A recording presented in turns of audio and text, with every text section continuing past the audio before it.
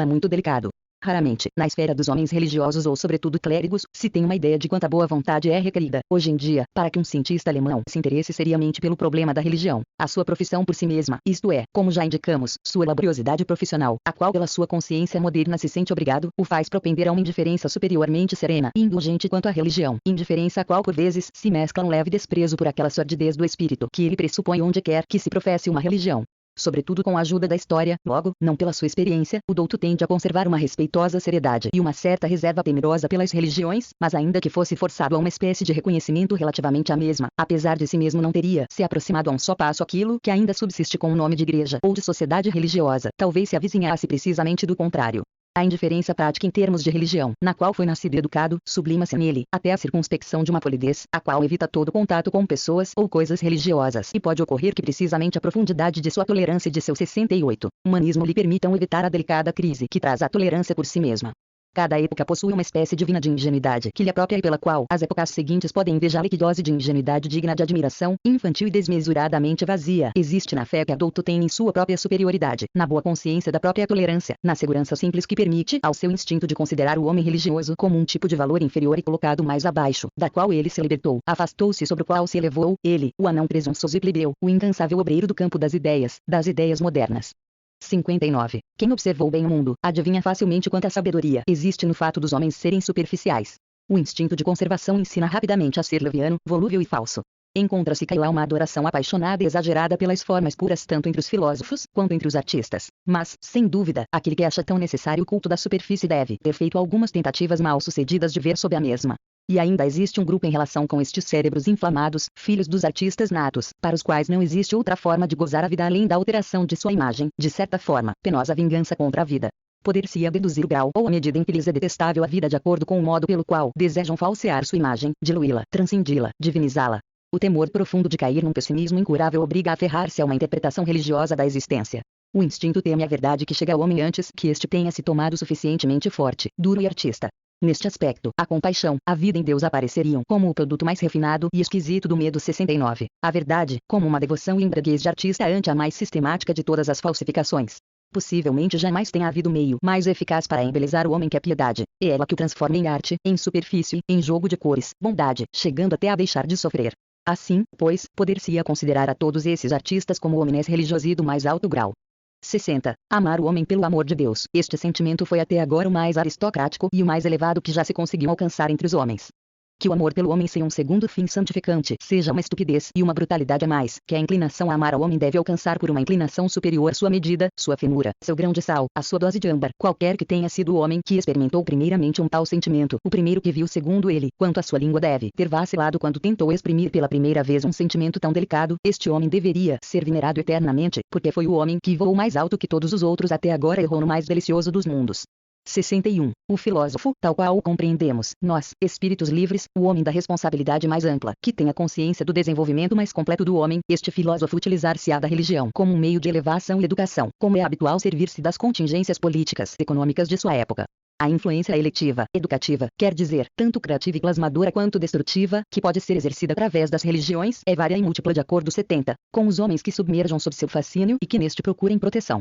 Para os fortes, para os independentes, preparados e predestinados a dominar, nos quais se personificam o intelecto e a arte de uma raça dominante, a religião é um meio a mais para suprimir os obstáculos, para poder reinar. É um vínculo que conjuga dominadores e súditos, que revela e presentifica aos dominadores a consciência dos súditos, naquilo que esta tem de mais abscôndito, mais íntimo, aquilo precisamente desejaria escapar à obediência. E no caso em que certa natureza, de origem nobre, inclinasse uma alta espiritualidade a uma vida mais retirada, mais secreta, conservando apenas o lado mais delicado do domínio, exercido sobre seus discípulos, escolhidos ou membros de uma mesma associação, a própria religião poderia ser usada como um meio de presumir-se contra o fracasso e o aborrecimento ligado a um domínio mais grosseiro e de ficar preservado do inevitável lodo da política. Isto se refere aos brahmanes, por exemplo. Através do auxílio de uma organização religiosa, asseguraram-se o direito de eleger um rei para o povo, enquanto se mantinham à distância e apartados, sentindo que suas atribuições eram superiores à do rei. Assim, a religião proporciona condições a alguns indivíduos para preparar-se a uma futura dominação. Aquelas classes fortes que avançam lentamente e nas quais, graças à vida regrada, a força e o desejo da vontade, a vontade da dominação de si mesmo, mantém-se num crescendo contínuo. Aqueles a religião oferece ocasiões e tentações suficientes para a adesão a uma intelectualidade mais elevada, de provar o seu grande autodomínio, o silêncio e a solidão, o ascetismo e o puritanismo são meios de educação e de enobrecimento quase indispensáveis, mesmo quando uma raça deseja dominar sua própria origem plebeia e atingir uma futura dominação.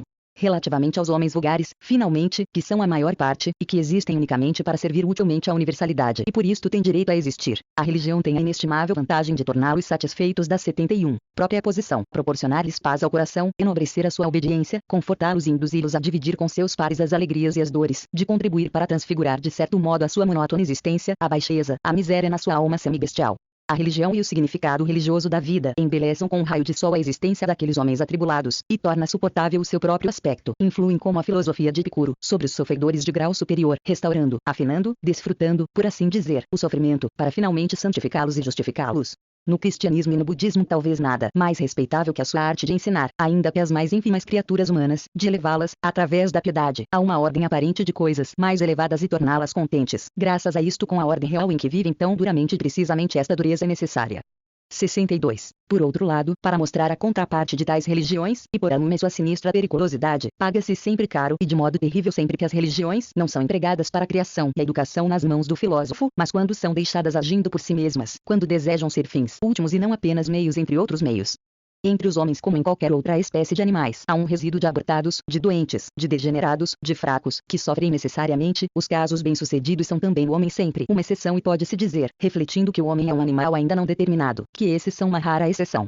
Mas, pior ainda, quanto mais elevado é o tipo do homem que é representado por esse indivíduo, tanto menos provável que seja bem-sucedido. O Kesel, a lei do irracional, se manifestam em toda a economia dos 72. Homem na forma mais terrível, no efeito distributivo que exercem sobre os homens superiores, nos quais as condições de vida são delicadas, múltiplas e dificilmente calculáveis.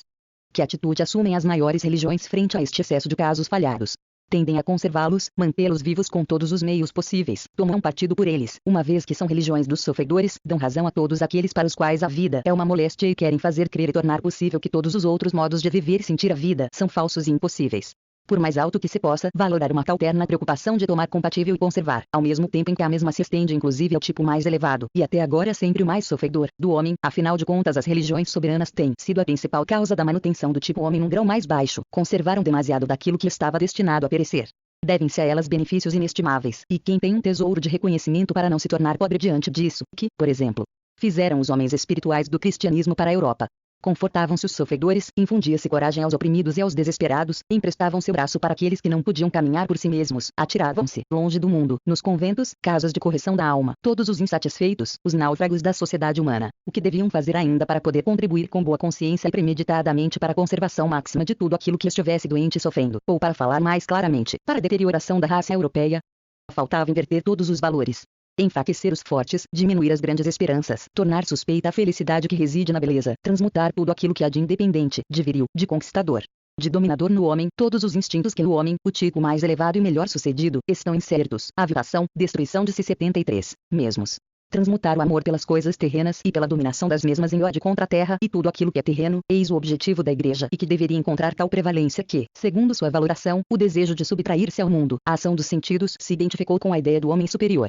Creio que com o ar zombeteiro indiferente de um deus epicúreo se pudesse passar em revista a comédia estranhamente dolorosa e ao mesmo tempo grosseira e refinada do cristianismo, acredito que não se poderia deixar de admirar e de rir. Não é incrível que durante 18 séculos apenas um ideal e uma vontade tivessem dominado a Europa, aqueles de fazer do homem um aborto sublime.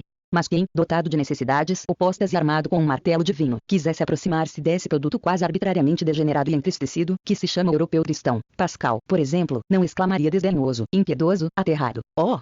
Vós, estultas que vos presmes piedosos, que fizestes? Não saiu este trabalho de vossas mãos. Como desperdiçastes, deformastes a mais bela das massas, a melhor que um escultor pudesse desejar. Que coisa tivestes a desfaçatez de fazer? Quero dizer, o cristianismo foi a espécie mais nefasta das presunções. Homens, não suficientemente elevados e duros, para trabalhar como artistas com o homem, homens não suficientemente fortes e previdentes e tendo a necessária abnegação para fazer triunfar a lei fundamental que milhares e milhares de abortos devem morrer, homens não suficientemente aristocráticos para ver o abismo intransponível que separa o homem do homem, tais homens com seu intento de igualdade diante de Deus, dirigiram até agora os destinos da Europa, e até se formou uma espécie de homem diminuído, uma variedade quase ridícula, um animal de rebanho, afável, amolecido, medíocre, um moderno europeu, uma 74. Quarta parte. Aforismos e interlúdios. Quem nasceu mestre, somente leva a sério as coisas apenas no que se referem a discípulos, inclusive a si mesmo. A ciência pela ciência é a última cilada que nos arma a moral, e é precisamente essa que envolve a todos inextricavelmente em sua rede. A atração exercida pelo conhecimento seria bastante fraca, se para atingi-lo não fosse preciso vencer tantos pudores. Somos mais desonestos para com Deus, pretendemos que ele não possa nem deva pecar. A propensão a avitar-se, a deixar derrubar, desfrutar e carregar-se de mentiras, poderia ser o pudor de um Deus em meio aos homens. O amor por um único ser é uma barbárie, porque acontece em detrimento de todos os outros seres. Mesmo o amor de Deus. Eu fiz isto, me diz a memória. Não posso tê-lo feito, sustenha meu orgulho que é inexorável. Finalmente cede a memória. Observou-se mal a vida, se ainda não se descobriu a mão que, piedosamente, mata. Quando se tem caráter ainda, se tem na vida a própria aventura típica, que sempre se renova. O sábio como astrônomo, enquanto sentires os astros como algo acima de ti, não possuirás ainda o olhar do vidente. Não há potência, mas a duração de um sentimento elevado forma os homens superiores. Aquele que atinge seu ideal, por si só ultrapassa. 73. Há espavões que escondem zelosamente sua cauda e nisso colocam sua soberba. Um homem dotado de gênio é insuportável se além disso não tem pelo menos duas outras qualidades, a gratidão e a polidez. O grau e a espécie de sexualidade de um indivíduo penetram até o mais alto grau em seu espírito. Em condições de paz o homem belicoso engolfinha-se consigo mesmo. Os princípios servem para tiranizar os próprios hábitos, a justificá-los, honrá-los, vituperá-los ou escondi-los. Dois homens de princípios iguais desejam alcançar, provavelmente, coisas fundamentalmente diferentes. Quem despreza a si mesmo, se honra pelo menos como desprezador. Uma alma que se sabe amada, mas não sabe retribuir, manifesta suas próprias profundezas. O que estava sepultado no fundo vem à tona. Uma coisa explicada deixa de interessar. O que queria dizer Deus que sugeriu? Conhece a ti mesmo. Talvez quisesse dizer, deixa de interessar-te por ti mesmo. Torna-te objetivo. Sócrates. E o homem científico? É uma coisa terrível morrer de sede em meio ao mar. É realmente necessário que se ponha tanto sal na vossa verdade a ponto de torná-la incapaz de satisfazer a sede.